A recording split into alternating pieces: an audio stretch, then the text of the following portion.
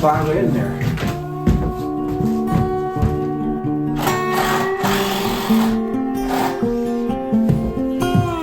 Very precarious. We're in the bike, baby.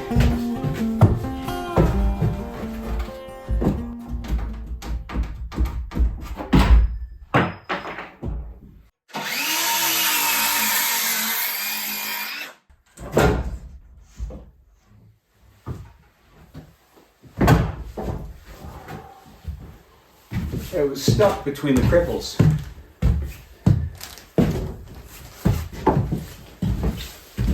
It was up on Cripple Creek. She defends me if I spring a leak. Drunkard's dream, though I never did see one.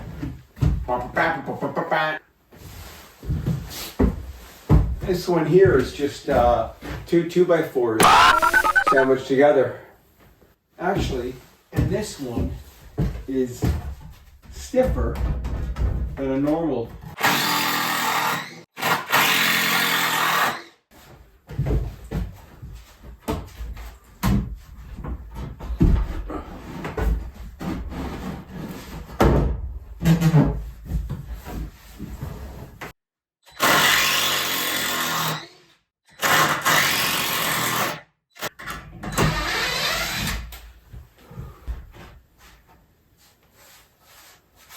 Here's one.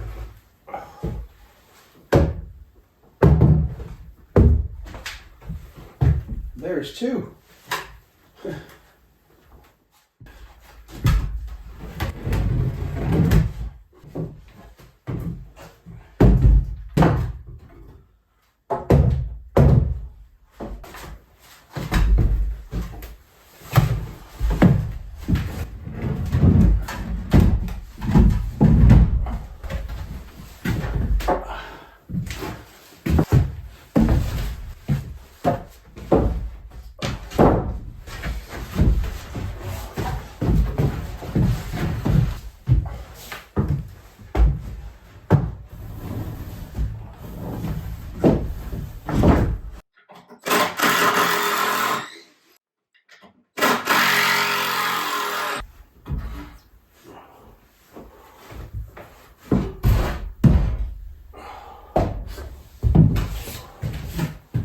Now that I've taken out these rafters, it really opens up the cabin from the ground up. It seems so much bigger now because there's no ceiling. And ideally that would be perfect. I'd like to have it like this where I just put insulation in and cover it with pine or some sort of tongue and groove. I'm thinking for heating purposes and the fact that this is only a temporary cabin, I probably will have a ceiling. It'll make it more efficient, but we'll see. We'll see how it goes. That took me a while, and I knew I couldn't put the insulation in the walls until I removed that because it's below. It needs to be above the sill plate. The sill plate is right there, and there's the blocking. So it has to be above that and tied to the rafters. So I'll lose several inches, especially if I do a 2x6. So it's gonna go up by at least 6 inches. Yeah, I'm gonna lose 6 to 9 inches, and which means that there's no way that that's going to be sleeping quarters up there. I can barely manage right now the way it is. I'm banging my head on that collar tie up there. Banging my head is gonna be a common theme if I go up there a lot. If I wanna make it sleeping quarters. So I don't think I'm gonna do that. Otherwise I'm gonna be waking up with a regular rotation of lumps on my head. So that probably won't be good, but I will definitely use it as storage.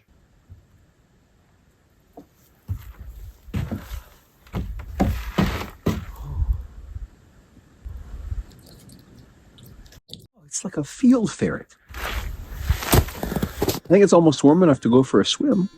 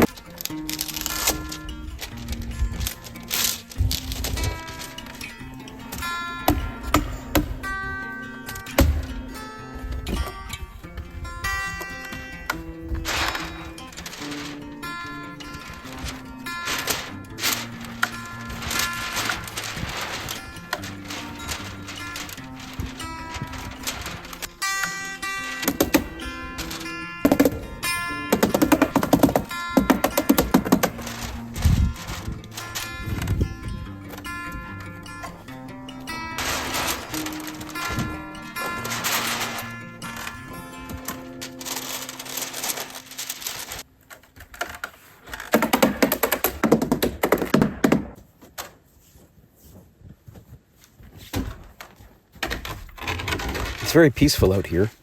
Just me and the wind and the occasional chirp of a feathered friend.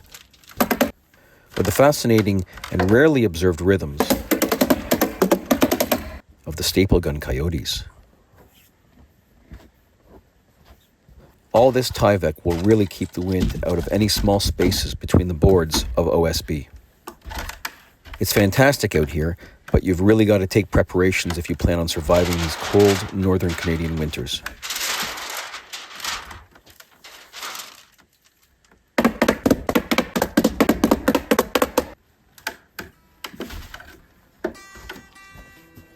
Thanks for dropping in and sharing this winter cabin build with me.